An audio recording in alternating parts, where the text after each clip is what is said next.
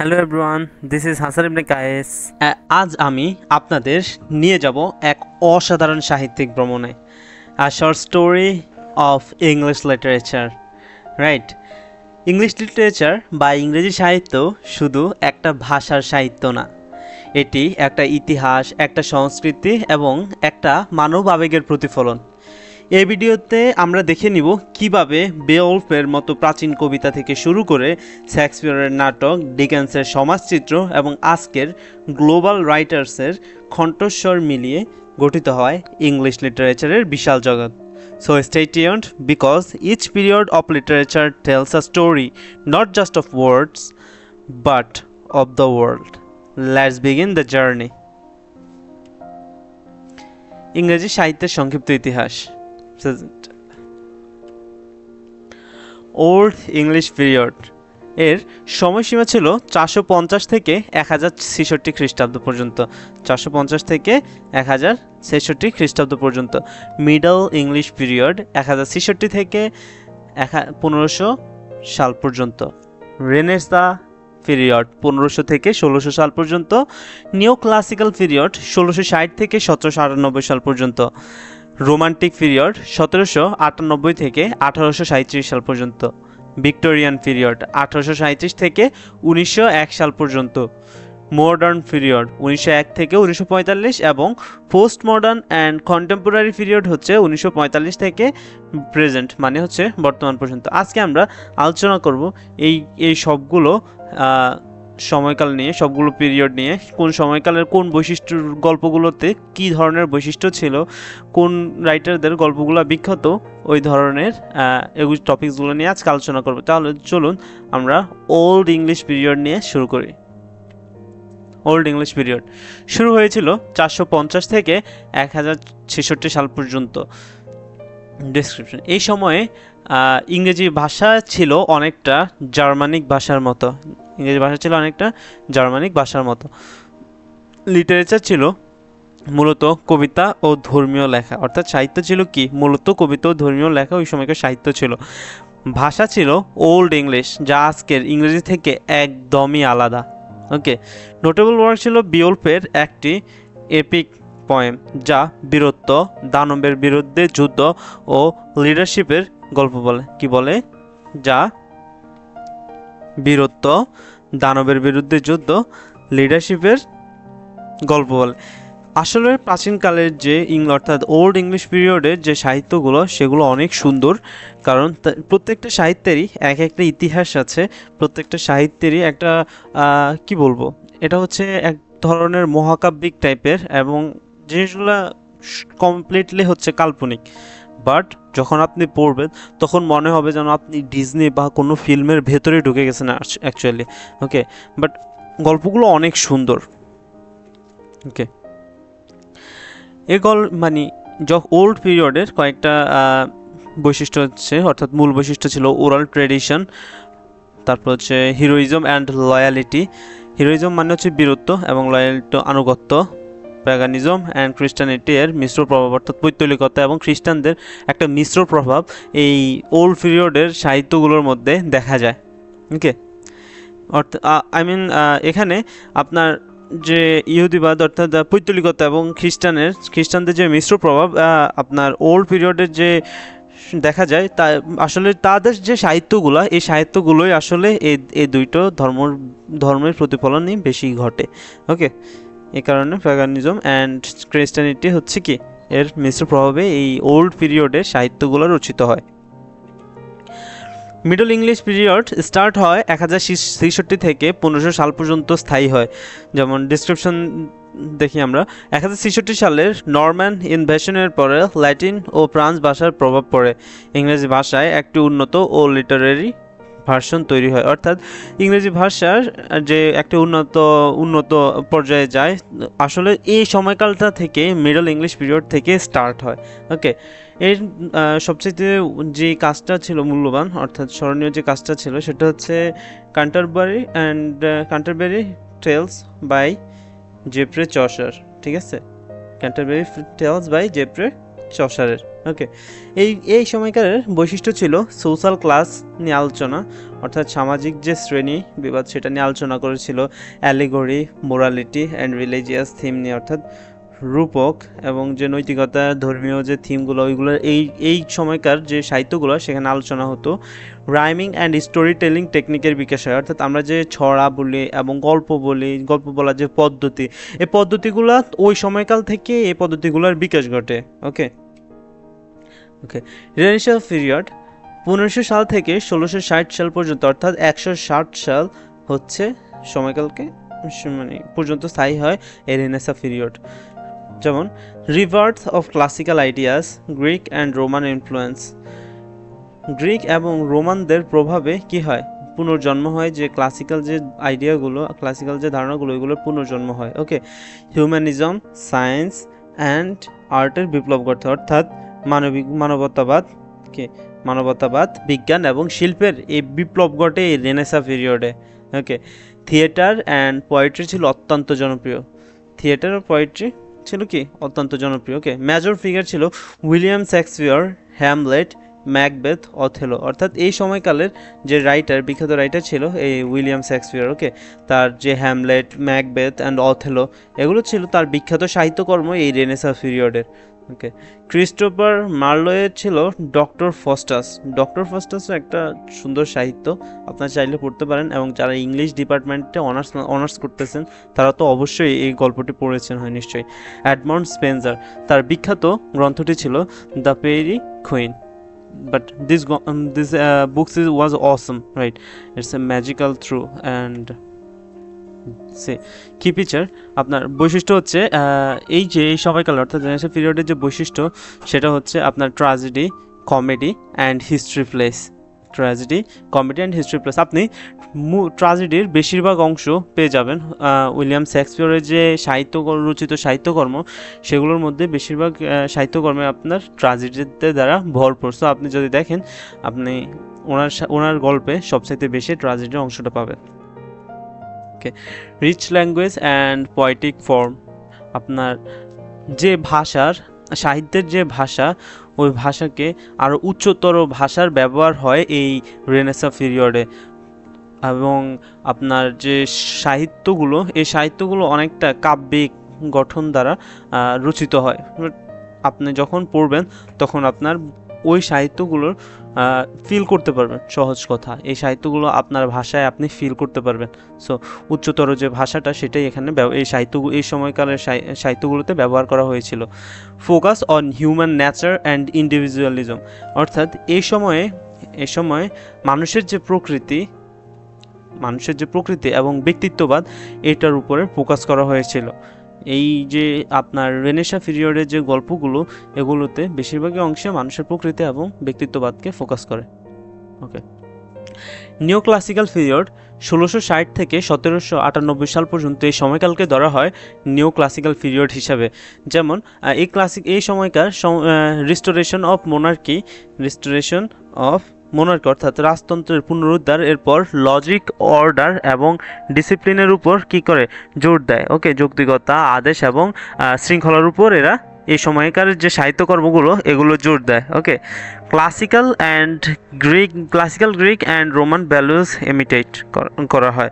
ওকে, classical Greek এবং যে রোমানদের মূল্য সেটাকে অনুকরণ করা হয়, রোমানদের যে ধারণাগুলো সেগুলোকে কী করা হয়? অনুকরণ করা হয়। ওকে, মেজর ফিগার্স হচ্ছে জন ড্রাইডেনের লেখা অ্যাবসালম and অ্যাকিটোফ।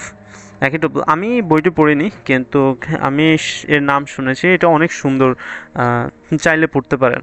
Alexander Pope, the Rape of the Lock and Jonathan সুইফটের গ্যালিভার্স ট্রাভেল। আপনি নিশ্চয়ই এই গ্যালিভার্স ট্রাভেলসের কথা শুনে আছেন, তাই না? আপনি যদি অ্যাডমিশন টেস্ট দিয়ে থাকেন বা অ্যাডমিশন টেস্টের জন্য ইংলিশ বইটি ভালোভাবে পড়ে থাকেন তাহলে অবশ্যই I think you know about the Gulliver's travels, right? So Gulliver's ট্রাভেলসকে আমরা ইংলিশ বইতে কোন জায়গায় থেকে চিনি, চলো না এটা একটু দেখে নিই। আমরা জানি নাম কখনো কখনো কি হয়? অ্যাডজেক্টিভ হয়, তাই না? নাম কখনো কখনো অ্যাডজেক্টিভ হয়। সো গালিভার এটা কিন্তু নাম। ওকে, গালিভার কি একটা নাম, কিন্তু এখানে গালিভার্স ট্রাভেলসের মধ্যে গালিভারটা হচ্ছে একটা অ্যাডজেক্টিভ। এটা কি একটা অ্যাডজেক্টিভ। সো এটা কেন অ্যাডজেক্টিভ? কারণ গালিভারের পরে এই যে অ্যাপোস্ট্রফি কমা দিয়ে যদি অ্যাস যুক্ত করে শেষে আরেকটা নাউন থাকে, তাহলে অর্থাৎ দুইটা নাউন, প্রথম নাউনের পাশে কি হয়, একটা অ্যাস যদি নাম হয়, নামের পাশে একটা অ্যাস যুক্ত করে শেষে ট্রাভেলস আরেকটা নাউন দিলে প্রথম নাউনটা কি হয়ে যায়, অ্যাডজেক্টিভ হয়ে যায়। ওকে, এই কারণে আমরা এটাকে কোথায় পড়েছি, ইংলিশ গ্রামারে পড়েছি। কি ফিচার, মূল বৈশিষ্ট্য ছিল স্যাটায়ার অ্যান্ড উইট, অর্থাৎ ব্যঙ্গ এবং বুদ্ধি ছিল এই গল্পগুলো, এই সময়কালের গল্পগুলোর মূল উদ্দেশ্য। ইমপ্যাসিস অন রিজন ওভার ইমোশন, অর্থাৎ আবেগের উপর এবং যুক্তির উপর কি করে জোর দিয়েছিল এই সময়কালে যে সাহিত্যগুলো, সেগুলোর মূল প্রেক্ষাপট। Moral instruction and political criticism, অর্থাৎ যে নৈতিক ইনস্ট্রাকশনগুলো সেগুলো কি এই সময়কালে সাহিত্যের মধ্যে দেখা যায়, এবং পলিটিক্যাল যে ক্রিটিসিজম অর্থাৎ রাজনৈতিক যে সমালোচনা, সেটাও এই সাহিত্যের মধ্যেই, এই ধরনের এই সময়কালের সাহিত্যগুলোর মধ্যেই ফুটে ওঠে। রোমান্টিক পিরিয়ড 1798 থেকে 1837 সাল পর্যন্ত। রোমান্টিক পিরিয়ড মানে হচ্ছে আমরা বুঝতে পারি যে এই সময়কার যে সাহিত্যগুলো সেগুলোতে চরম লেভেলের ভালোবাসা, প্রেম ভালোবাসার গল্প লিখিত হয়, তাই না? দেখি ফ্রেঞ্চ রেভলিউশন এবং ইন্ডাস্ট্রিয়াল রেভলিউশনের প্রভাব, অর্থাৎ ফ্রান্সের যে শিল্প বিপ্লব এবং যে শিল্প বিপ্লবগুলো হয়, সেটা কি হয়, ফ্রান্স বিপ্লব এবং শিল্প বিপ্লবের প্রভাব এই সময়কালের গল্পের উপর পড়ে। নেচার, ইমাজিনেশন এবং ইমোশনের উপর ফোকাস করে, প্রকৃতি, কল্পনা এবং কি আবেগের উপর ফোকাস করে এই সময়কালের যে গল্পগুলো, সাহিত্যগুলো সেগুলো লেখা হয়েছিল।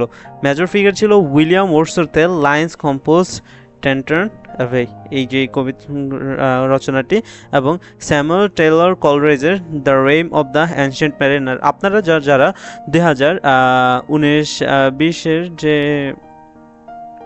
এইচএসসিতে যারা পড়েছিলেন, আই থিঙ্ক তারা পেয়েছেন এই রাইমটি, স্যামুয়েল টেইলর কলরেজের the Rime of the Ancient Mariner, water water water everywhere, এই টাইপের একটা রাইম ছিল, আমি ভুলে গিয়েছি।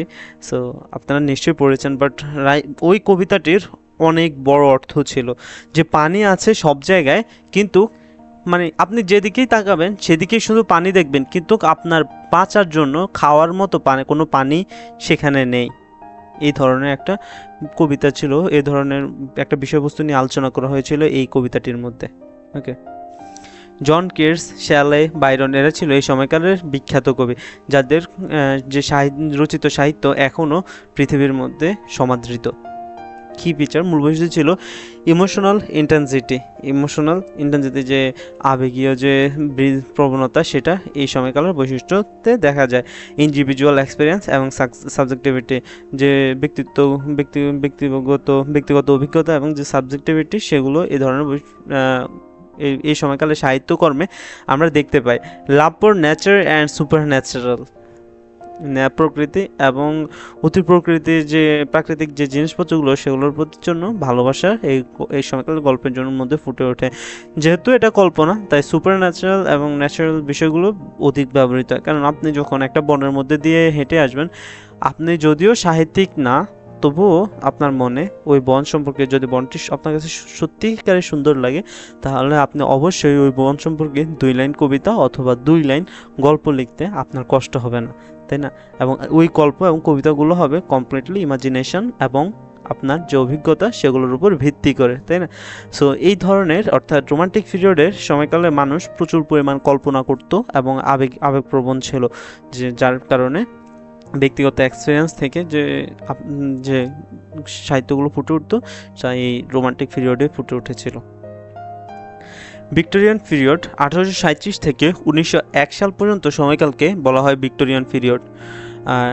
ভিক্টোরিয়ান পিরিয়ডের মূল বৈশিষ্ট্য ছিল কুইন ভিক্টোরিয়ার রাজত্বকাল ছিল এই সময়ে।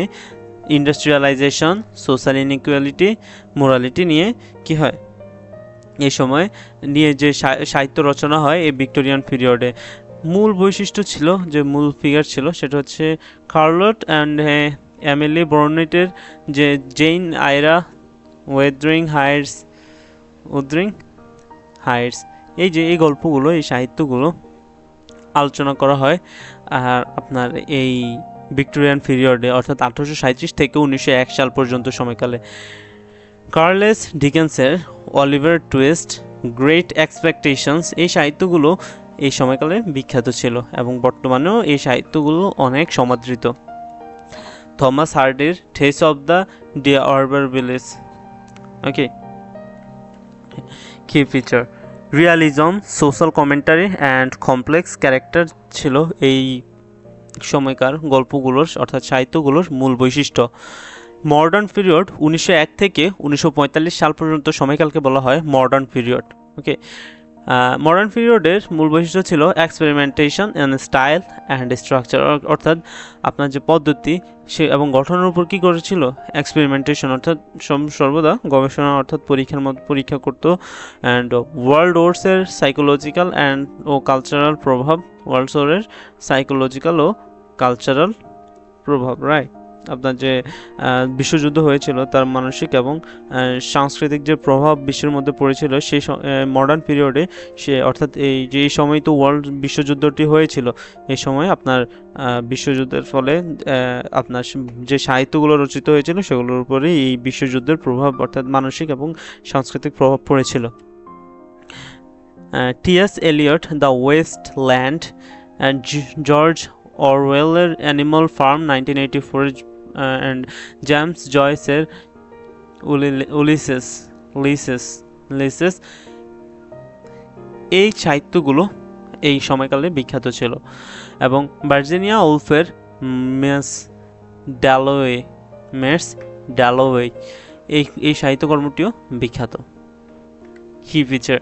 Stream of consciousness and alienation, fragmentation, বিচ্ছিন্নতা এবং বিভাজন, রিডাকশন অফ ট্র্যাডিশনাল ভ্যালিউজ, প্রথাগত মূল্যবোধের প্রত্যাখ্যান এই সময়কালের সবচেয়ে উল্লেখযোগ্য কি ফিচার্স ছিল।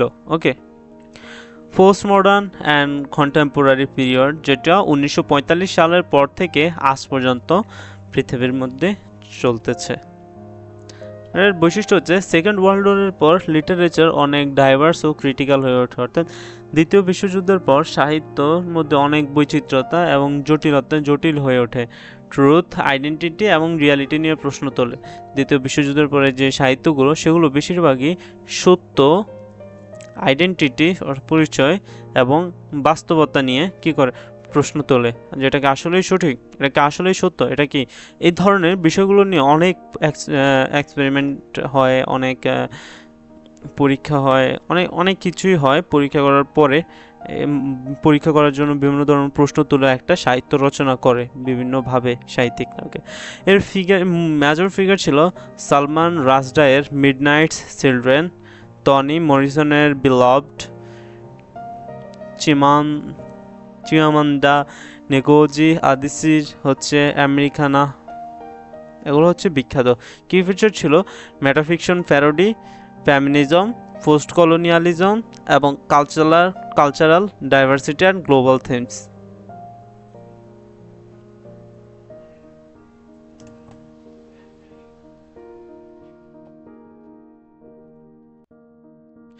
ইংলিশ সর্বশেষ আমি একটা কথাই বলবো, English literature is not just history, it's a mirror of human civilization, emotion and transformation. And thank you so much everyone for joining me on this literary journey. আমরা আজ ভ্রমণ করলাম হাজার বছরের ইংলিশ লিটারেচারের ইতিহাস, বিওলফ থেকে শুরু করে শেক্সপিয়ার, ডিকেন্স থেকে ওলফ অ্যান্ড কন্টেম্পোরারি গ্লোবাল বয়েস পর্যন্ত। লিটারেচার শুধু বইয়ের পাতা নয়, এটা মানুষ, সমাজ, সংস্কৃতি আর সময়ের প্রতিচ্ছবি।